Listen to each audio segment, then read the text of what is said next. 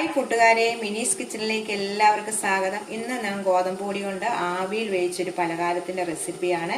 പഞ്ഞി പോലത്തെ ഒരു റെസിപ്പിയാണ്. നമുക്ക് ചായയുടെ കൂടെ ഒക്കെ 4 മണിക്ക് കഴിക്കാൻ പറ്റുന്ന ഒരു ഹെൽത്തി ഒരു പലഹാരമാണ് ഉണ്ടാക്കുന്നത്. എല്ലാവരും ഒന്ന് ട്രൈ ചെയ്ത് നോക്കണം. ഉടനെ തന്നെ വീഡിയോയിലേക്ക് പോകാം. ഗോതമ്പ് പൊടി കൊണ്ടുള്ള പലഹാരം ഉണ്ടാക്കാൻ വേണ്ടിയിട്ട് ആദ്യം നമ്മൾ മിക്സിയുടെ ജാർ ഒന്ന് എടുത്ത് വെക്കാം. മിക്സിയുടെ ജാറിനകത്ത് ഒരു ശകലം പോലും വെള്ളം കാണല്ലേ. ഇതിലേക്ക് 2 മുട്ട നമുക്ക് പൊട്ടിച്ചൊഴിക്കാം. ഇതുപോലെ ഞാൻ മുട്ട ഒരു പാത്രത്തിലേക്ക് ഇടുക. ഇത് മുട്ടയില്ലാതെ നമുക്ക് ഈ പലഹാരം ഉണ്ടാക്കാം. ഈ മുട്ടയ്ക്ക് പകരം തൈര് നിങ്ങൾ ഉപയോഗിച്ചാൽ മതി. മുട്ട ചേർത്തുണ്ടാക്കുമ്പോൾ ഒന്നുകൂടെ ടേസ്റ്റ് കൂടുതലാണ്. അത് ഞാൻ മുട്ട എടുത്തത്. മിക്സിയുടെ ജാറിലേക്ക് ഈ മുട്ട 2 എണ്ണം ഇതിലേക്ക് ഇട്ടു. ഫ്രിഡ്ജിൽ വെച്ച മുട്ട എടുക്കല്ലേ, തണുപ്പ് മാറ്റിയ ശേഷം വേണം മുട്ട എടുക്കാൻ. ഇതിലേക്ക് 1/2 കപ്പ് പഞ്ചസാര, പൊടിച്ചതല്ല, പൊടിക്കാതെ തന്നെയാണ്. 1/2 കപ്പ് പഞ്ചസാര. ഇതിലേക്ക് 1/2 ടീസ്പൂണ് വാനില എസൻസ് ഒഴിക്കാം. ഇതില്ലെങ്കിൽ ഏലക്കാപ്പൊടി ഇടുക. ഇത് നമുക്ക് മിക്സിയിലൊന്ന് അടിച്ചുകൊണ്ട് വരാം. ഫുൾ ഇതിലിട്ട് നമ്മൾ ഒറ്റ അടി അടിച്ചെടുക്കണം. ചെറുതായിട്ട് അടിക്കല്ലേ, ഫുൾ ഇതിലിട്ട് നമുക്ക് അടിച്ചെടുക്കാം. കണ്ടോ, നല്ലോണം അടിച്ചുകൊണ്ട് വന്നിട്ടുണ്ട്. ഇനി നമുക്കിതിലേക്ക് 2 ടേബിൾ സ്പൂണ് എണ്ണ ഒഴിക്കാം. ഓയിൽ ഇല്ലെങ്കിൽ ബട്ടർ ഒഴിക്കാം, ബട്ടർ ഇല്ലെങ്കിൽ നെയ്യ് ഒഴിക്കാം, ഏത് വേണേലും ഒഴിക്കാം. 2 ടേബിൾ സ്പൂണ്. നമുക്കിത് ഒന്നിലിട്ടൊന്ന് അടിച്ചുകൊണ്ട് വരാം.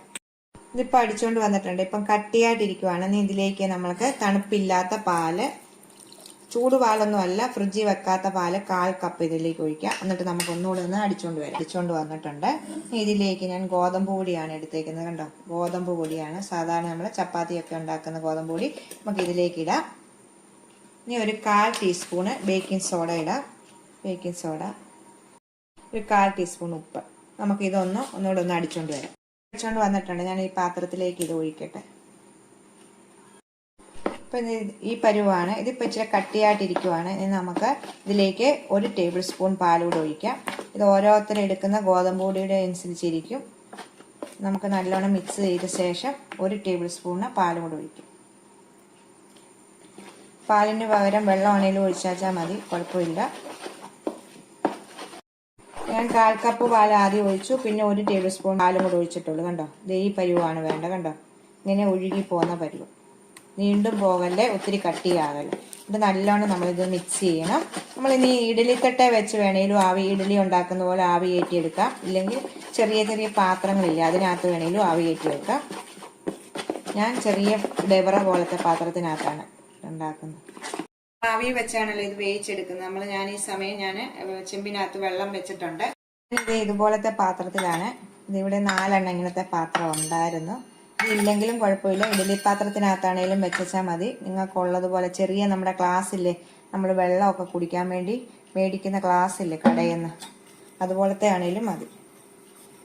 ഇത് നല്ലോണം ഒന്ന് എണ്ണ തൂത്ത്, എല്ലായിടും നല്ല എണ്ണ തൂത്ത് നമുക്കൊന്ന് വെക്കാം.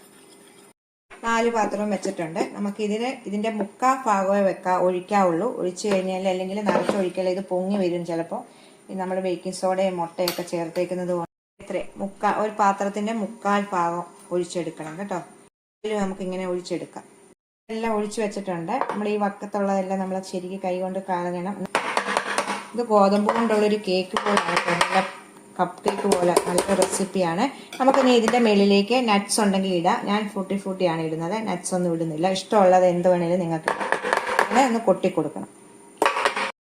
ഓരോന്നും ഈ ചെമ്പിലേക്ക് വെക്കാം. ചൂടായിട്ടുണ്ട് വെള്ളം.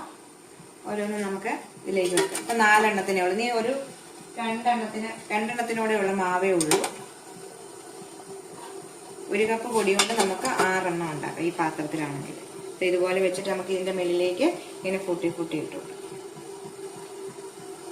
നട്ട്സ് വേണ്ടവരിടാം കേട്ടോ. ഞാനിപ്പോൾ ഇതുള്ളത് കൊണ്ട് ഇതിടും.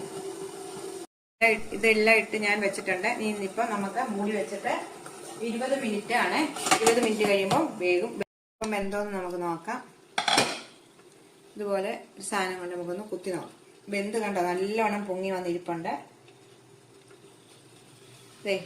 ഒന്നും ഇതേ പിടിച്ചിട്ടില്ല, നല്ലോണം വെന്തിട്ടുണ്ട്. നമുക്കിത് എടുക്കാം. 4 എണ്ണം എടുത്തു വെച്ചിട്ടുണ്ട്. കണ്ടോ, ഈ പാത്രത്തിന് ഇത് ഇച്ചിരി വലിപ്പക്കൂടലായതുകൊണ്ടാണ് ഇത് ഇച്ചിരി ഇങ്ങനെ പൊങ്ങിയിരിക്കുന്നത്. ബാക്കിയെല്ലാം ഒരു 3 എണ്ണം ഒരുപോലെ അല്ല, പഞ്ഞി പോലത്തെയാണ്. നമുക്കിത് നല്ല ചൂടാണ്. ഇത് ആറിയിട്ട് ഇനിയിപ്പോൾ ഒരെണ്ണം മാറ്റിയിട്ട് ഒരെണ്ണത്തിനും കൂടെ ഉള്ള മാവുണ്ട്, അതോടെ ഉണ്ടാക്കിയിട്ട് നിങ്ങളെ മൊത്തത്തോടെ കാണിക്കും. ഞാൻ ഒരെണ്ണത്തിൻ്റെയും കൂടെ അധികം ഉണ്ടായിരുന്നു. ഇത് അടുപ്പ് വെച്ചിട്ടുണ്ട്. ഒരെണ്ണത്തിന് എടുത്തിട്ട് ഇവിടെ വെന്തിട്ട് നിങ്ങളെ എല്ലാം കൂടെ കാണിക്കാൻ. ഇത് റെഡി ആയിട്ടാണ്. നമുക്ക് ഇത് ഓഫ് ചെയ്തിട്ട് ഇതിന്ന് മാറ്റാം ഇങ്ങോട്ട്.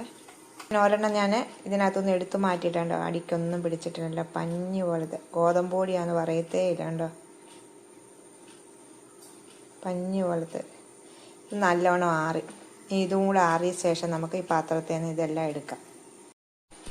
ഇത് നമുക്ക് പാത്രത്തിൽ നിന്ന് ഇങ്ങനെ വിടിയിപ്പിച്ചെടുക്കാം. ഞാനിങ്ങനെ സ്പൂണും കൊണ്ട് നമ്മൾ എണ്ണയൊക്കെ തേച്ച് വെച്ചേക്കുമല്ലേ, അപ്പോഴത്തേക്ക് പെട്ടെന്ന് തന്നെ ഇത് അടന്നു വരും. ഇങ്ങനെ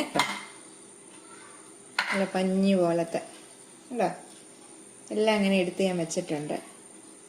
പഞ്ഞി പോലത്തെ ഒരു റെസിപ്പിയാണിത്. ഗോതമ്പ് പൊടി കൊണ്ടാണ് ഉണ്ടാക്കിയത്. ഗോതമ്പ് പൊടി കൊണ്ട് ഉണ്ടാക്കിയെന്ന് പോലും പറയത്തില്ല കണ്ടോ. നിങ്ങളത് മുറിച്ച് കാണിക്കാവേ. കണ്ടോ, ചായയുടെ കൂടെ ഒക്കെ കഴിക്കാൻ നല്ലതാണ്. ഇങ്ങനെ മുറിച്ച് കഴിക്കണം. നമ്മൾ കേക്ക് മുറിക്കുന്ന പോലെ തന്നെ മുറിച്ച് പീസാക്കി. ആവിയിൽ വേവിച്ചെടുത്താണ് കപ്പ് കേക്ക്. കണ്ടോ, ഗോതമ്പ് പൊടി കൊണ്ടാണ് ഉണ്ടാക്കിയേക്കുന്നത്. നല്ല ടേസ്റ്റായിട്ട്. ഇത് പഞ്ഞി പോലെ ആയിരിക്കണം കണ്ടോ. ഞാൻ ആവിയിലാണ് വേവിച്ചത്. ഓവനകത്തൊന്നുമല്ല, ആവിയിൽ നമ്മൾ അടയൊക്കെ ഉണ്ടാക്കുന്ന പോലെ ആവിയിൽ വേവിച്ചെടുത്തതാണ്. നല്ല ടേസ്റ്റായിട്ടുള്ള ഒരു ഇതാണ്. അപ്പം അല്ല, ഈ രണ്ടെണ്ണം ചെറിയ പാത്രമായിരുന്നു, അതുകൊണ്ടാണ് അത്രയും വലിപ്പത്തിൽ വന്നത്. ഇത് 3 എണ്ണം അങ്ങനെ. അപ്പം എല്ലാവരും ഒന്ന് ട്രൈ ചെയ്ത് നോക്കണം. നമുക്ക് അടുത്തൊരു വീഡിയോ കാണാം. ടാറ്റാ.